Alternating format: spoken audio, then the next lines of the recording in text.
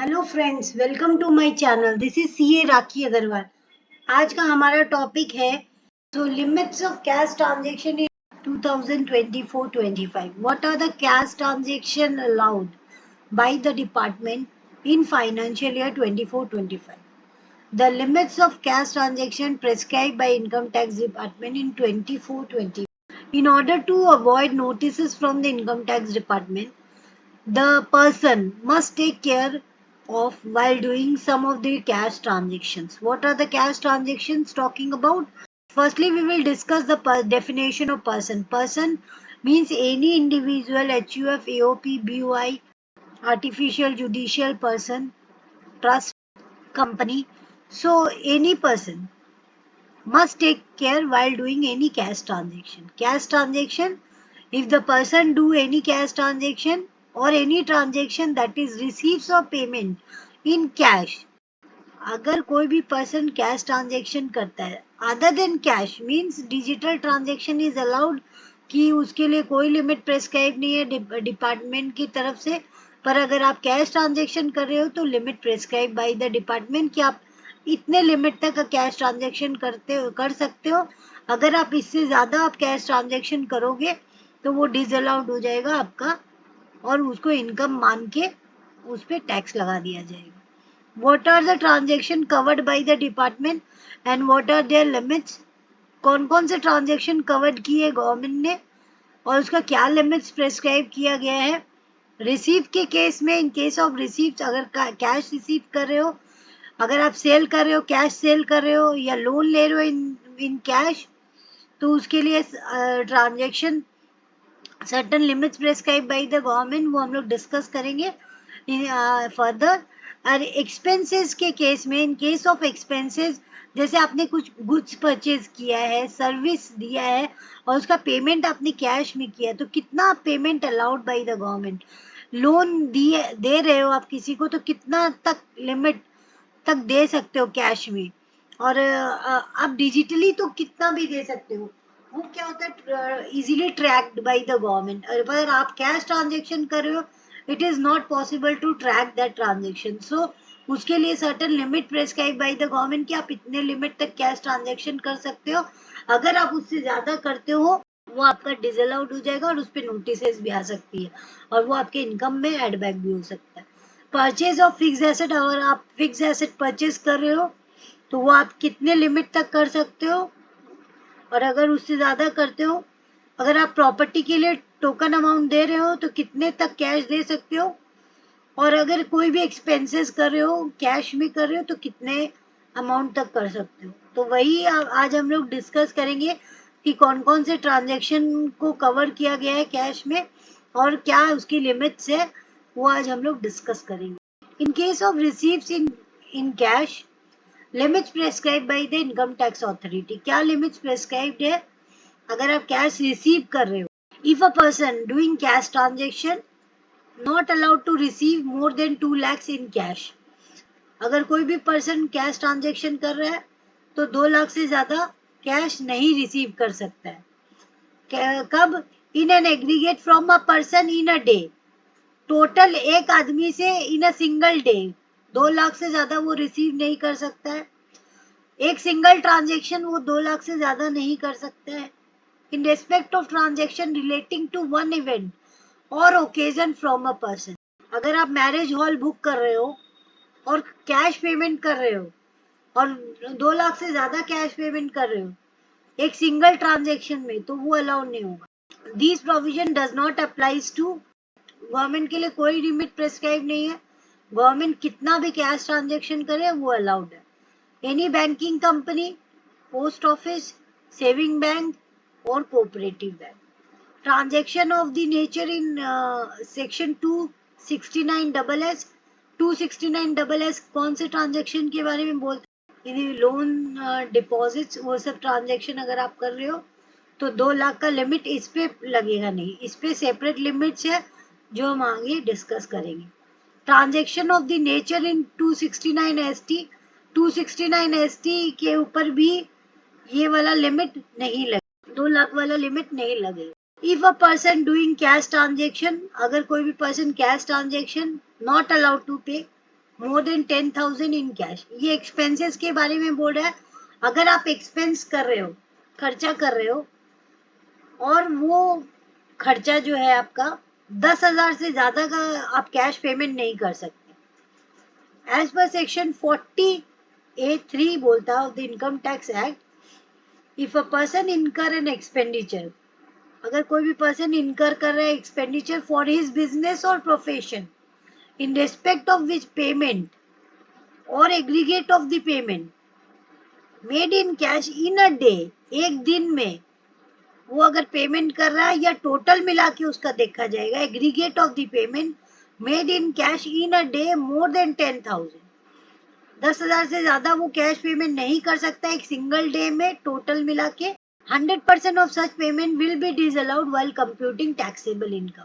अगर 10,000 से ज्यादा वो कैश पेमेंट करता है, कोई भी ट्रांजैक्शन, कोई भी एक्सपेंसेस, अगर वो बिजनेस प्रोफेशन में है, और total payment in a day, एक सिंगल डे में वो 10,000 से ज्यादा का कैश पेमेंट करता है, तो वो डिसअलाउड हो जाएगा इनकम टैक्स एक्ट के हिसाब से।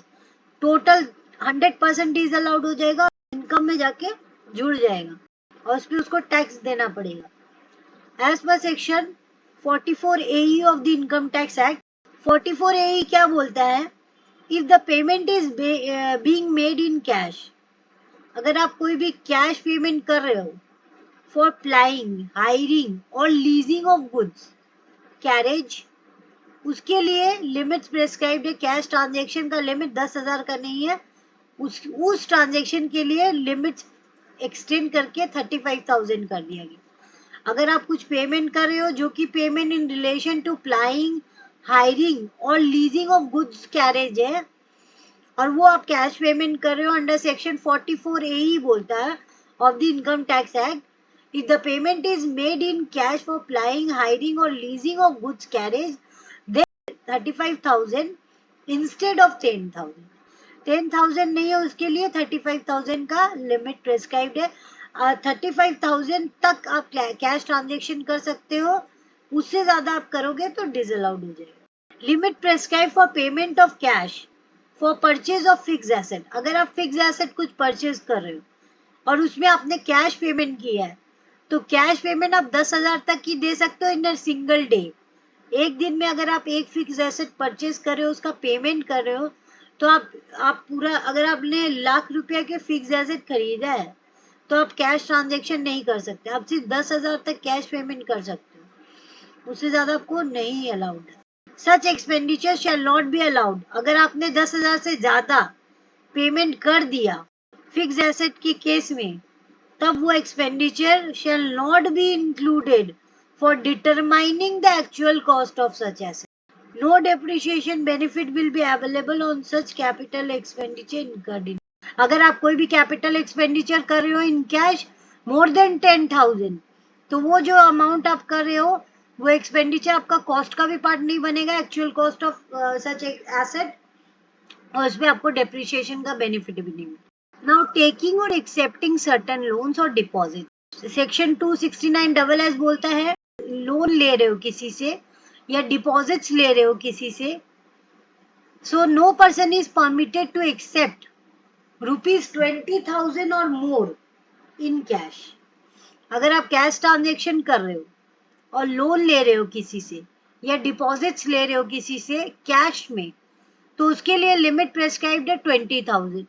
अगर आप उससे ज्यादा कैश ट्रांजेक्शन करते हो तो वो अलाउ नहीं, वो परमिट नहीं है। For any amount in relation to transfer of any immovable property, अगर आपने इमूवेबल प्रॉपर्टी का कोई ट्रांजेक्शन किया है, उससे उस पर्पस के लिए कुछ टोकन अमाउंट या डिपॉजिट लिया है, even if transfer not takes place, अगर ट्रांसफर नहीं हुआ है उसके पहले आपने डिपॉजिट्स कुछ लिया है इन case of immovable property, land या बिल्डिंग के पर्पस के लिए, तो उस 20,000 तक का कैश लिमिट प्रेस्क्राइब है बाय द डिपार्टमेंट। या कोई भी टोकन अमाउंट दे रहे हो, कैश में दे रहे हो, तो सिर्फ 20,000 तक ही आप दे सकते हो, उससे ज्यादा आप कैश का टोकन अमाउंट नहीं दे सकते। रीपेमेंट ऑफ सर्टेन लोन्स, अगर आपने लिया लोन, अब आप रीपे कर रहे हो, रीपेमेंट ऑफ सर्टेन लोन्स और deposit any branch of a banking company or a cooperative society, firm or other person is not allowed to repay any loans or deposits in cash if the amount of loan or deposits or specified advances together with interest, if any, is rupees 20,000 or more.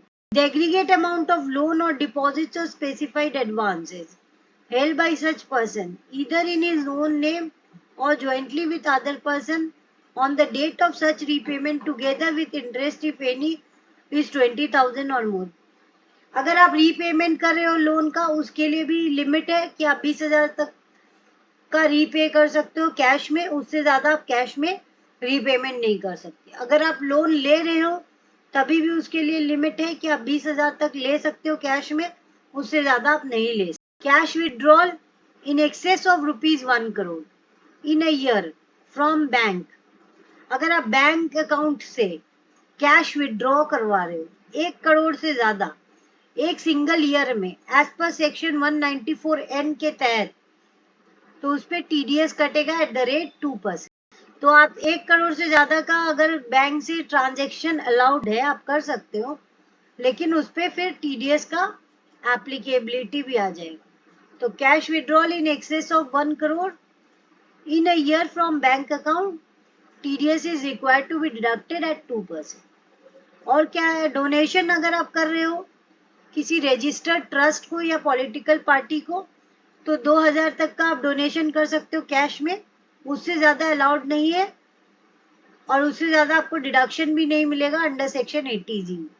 आप digitally कितना भी कीजिए, उससे मतलब नहीं। Cash donation अगर आप कर रहे हो तो 2,000 का लिमिट है, उससे ज्यादा आप करोगे तो not allowable under section 80G में।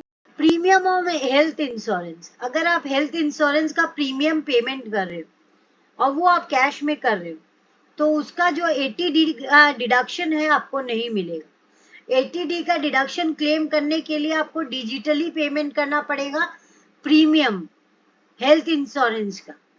अगर आप हेल्थ इंश्योरेंस का प्रीमियम पेमेंट कर रहे हो और वो आप कैश में कर रहे हो, तो उसका आपको बेनिफिट नहीं मिलेगा अंडर सेक्शन 80D में, उसका डिडक्शन नहीं मिलेगा। Applicability of tax audit on cash transaction, cash transaction अगर आप कर रहे हो, आप बिजनेस कर रहे हो, प्रोफेशन कर रहे हो, तो आपके लिए जो टर्नओवर है ना वो 1 करोड़ है।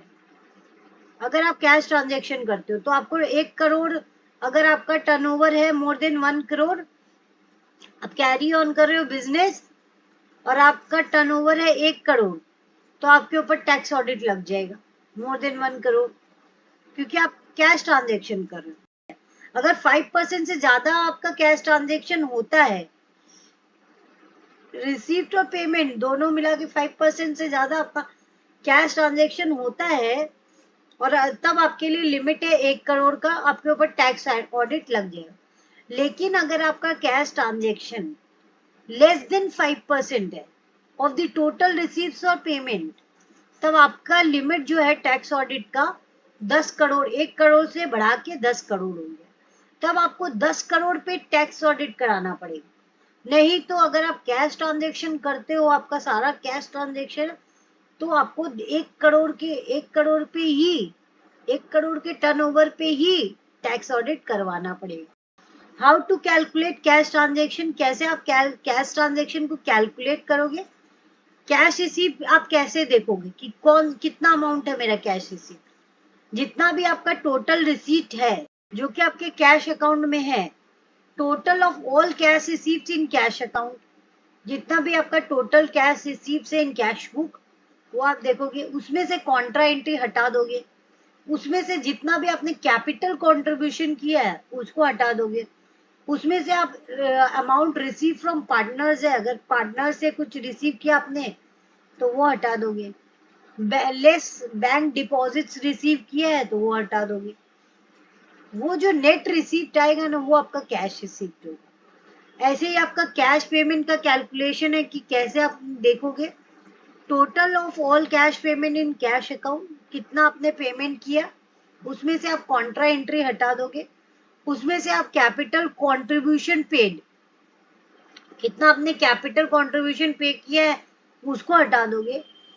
Less amount paid to partner, कितना पार्टनर को पेमेंट किया वो हटा दोगे।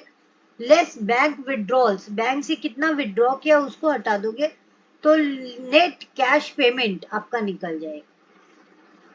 इसका आप देखोगे ना 5%, मोर देन 5% हो रहा है ऑफ द टोटल ट्रांजेक्शन, तब आप मोर देन 5% हो रहा है कैश पेमेंट या रिसीव हो रहा है ऑफ द टोटल ट्रांजेक्शन, तब आपका लिमिट 1 करोड़ का हो जाएगा और उस पर आपको टैक्स ऑडिट करवाना पड़ेगा। अगर ये लेस देन होता है, लेस देन 5% होता कैश ट्रांजेक्शन, तो आपका लिमिट 1 करोड़ से बढ़ के 10 करोड़ हो जाता, तब आपको 10 करोड़ पे टैक्स ऑडिट करवाना।